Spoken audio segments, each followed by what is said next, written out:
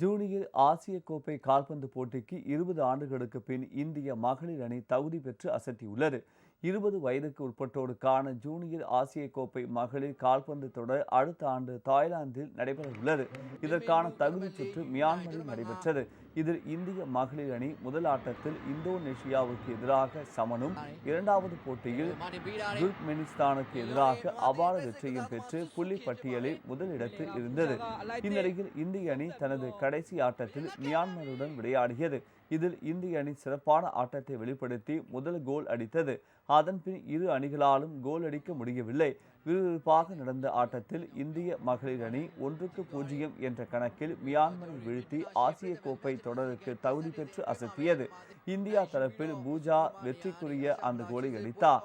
இந்திய அணி கடந்த 2006ஆம் ஆண்டு ஜூனியர் ஆசிய கோப்பை கால்பந்து தொடரில் விளையாடியிருந்தது. அதன் பிறகு 20 ஆண்டுகள் கழித்து தற்போதுதான் விளையாட உள்ளது குறிப்பிடத்தக்கது.